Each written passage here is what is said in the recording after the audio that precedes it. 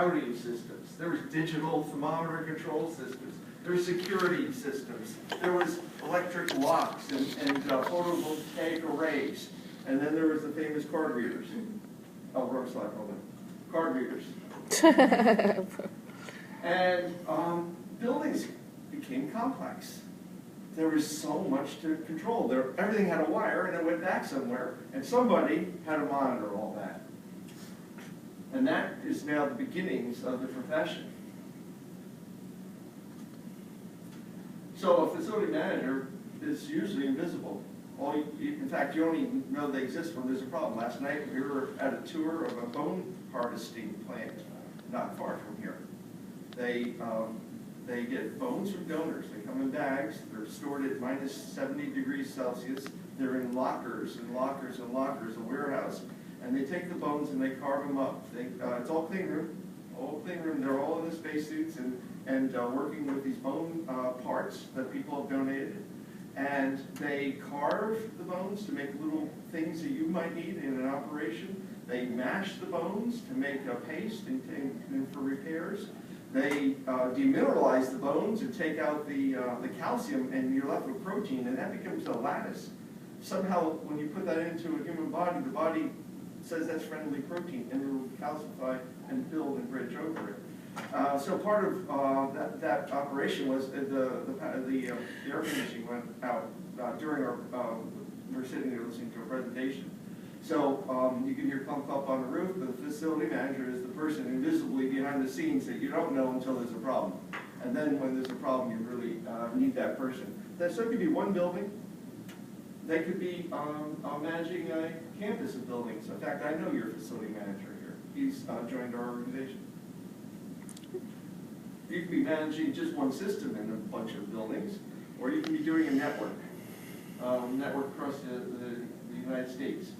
It's a job that can't be outsourced overseas because facility managers, to some degree, have to be present on each site.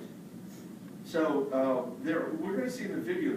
There is a version of outsourcing. That is where you hire a contractor to be your facility manager.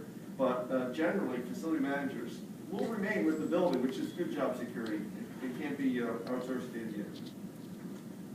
But it's as old as the pyramids. It's not a new profession at all. Somebody had to clean up after the sandstorms, right? There's always been somebody doing this role of facility management, keeping the things they built clean, running, operational. If there's a crack, fix it. And just briefly, kind of the way the profession grew. We're back to 1980, and it was called outsourced service bundling. So the high school janitor did everything.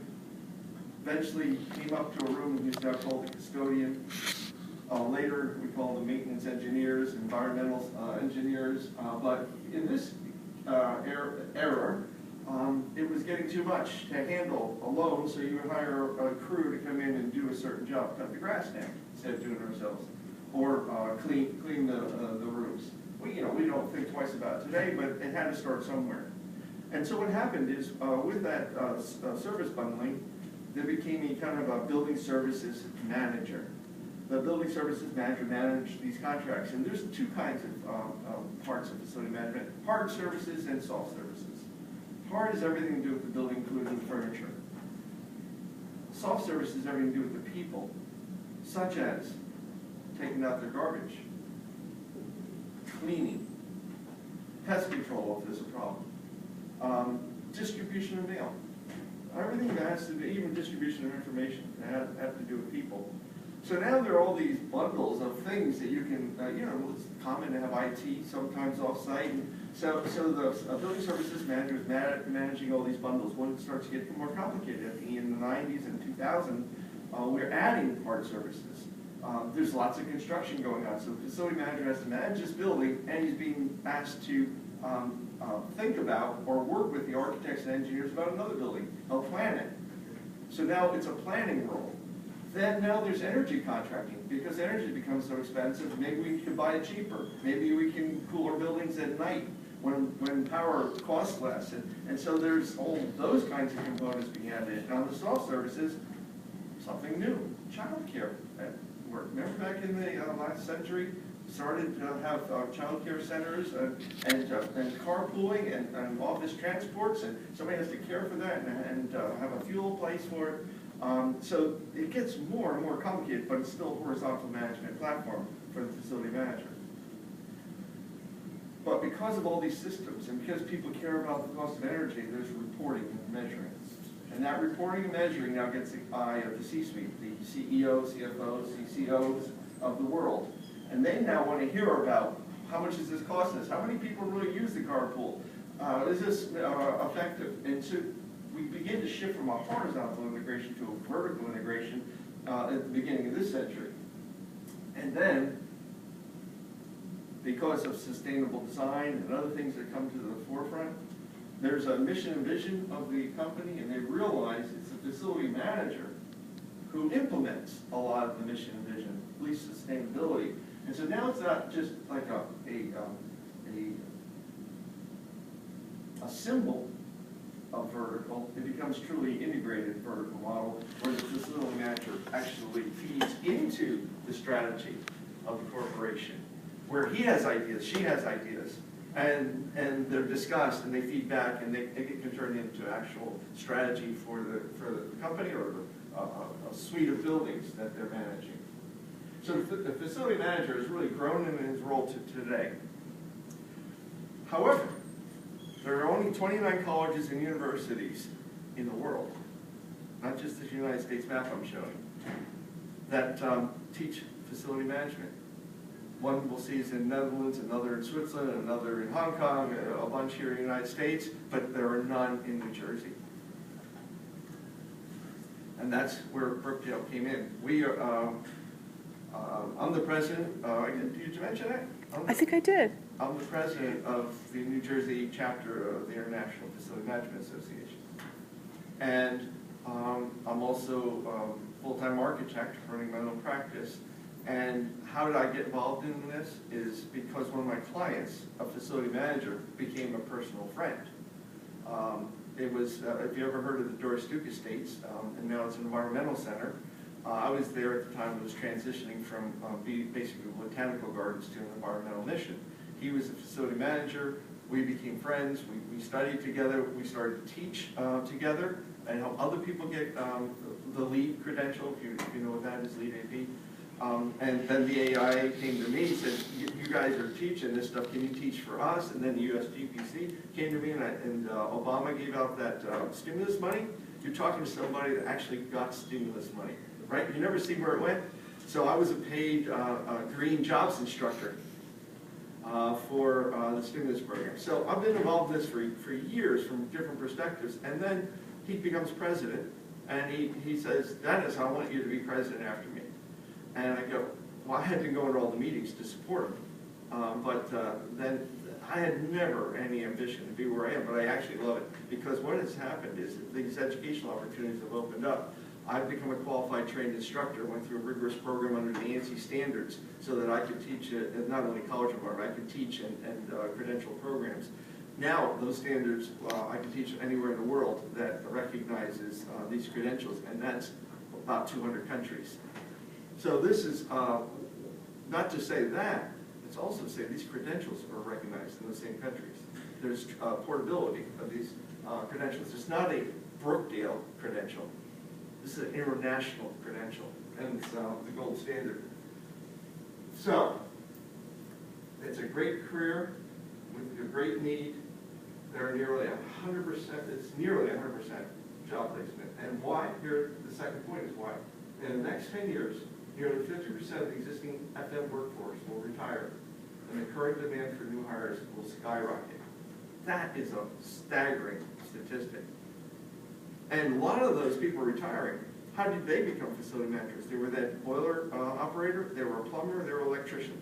And they just got up higher and higher, and they didn't have the leadership skills always in place. They didn't have, they didn't know how to deal with both the C-suite and also the maintenance people that were working for them.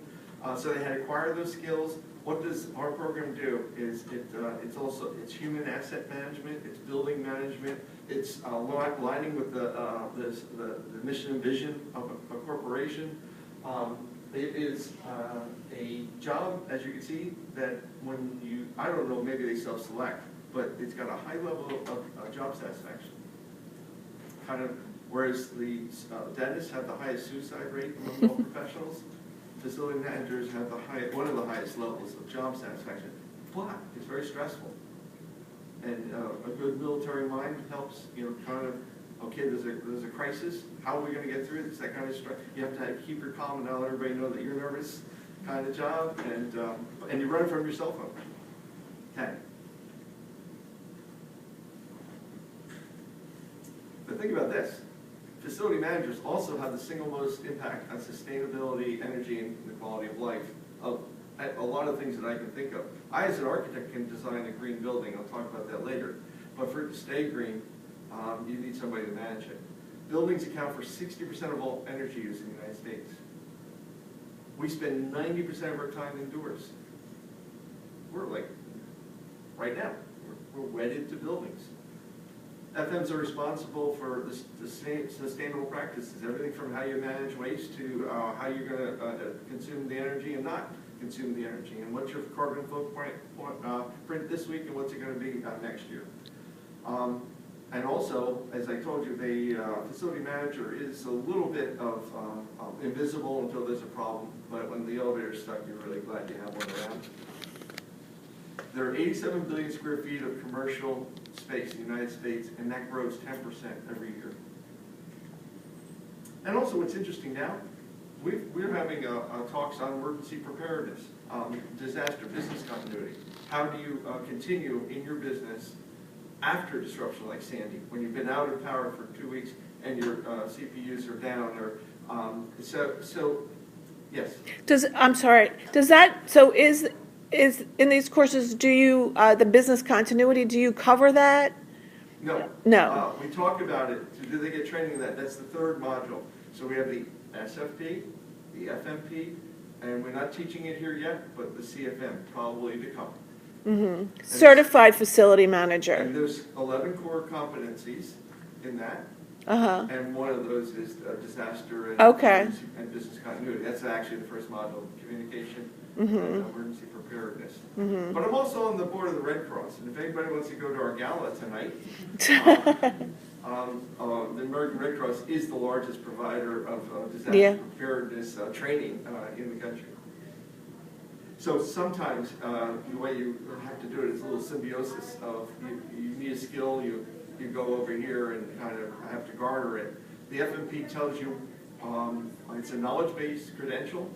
It tells you about all these areas, tells you why they're important, how to use them, but sometimes you have to go out and acquire the next level of skill after that.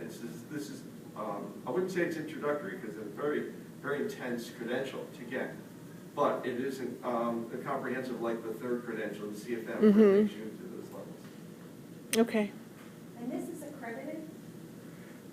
These programs? Credit. It's a credential program that is monitored and recognized worldwide. Is it accredited? It would have to be your Well, accredited is a that's kind of a term that's used a lot. It's called a credential, which means it's not a certification. The FMP it's not.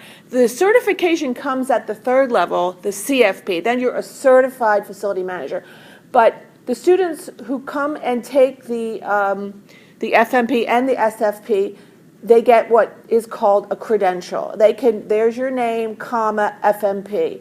And I have had people call who've been in facilities managers for their whole career. Now these are older people, in their 50s, and they're out of work, and they have a job that they can get, but they need the FMP. So they've been doing it forever, but they have to come back and get the facility FMP credential, and then they will be hired. No, I don't think any facility manager job right now, is listed there, as this is a requirement.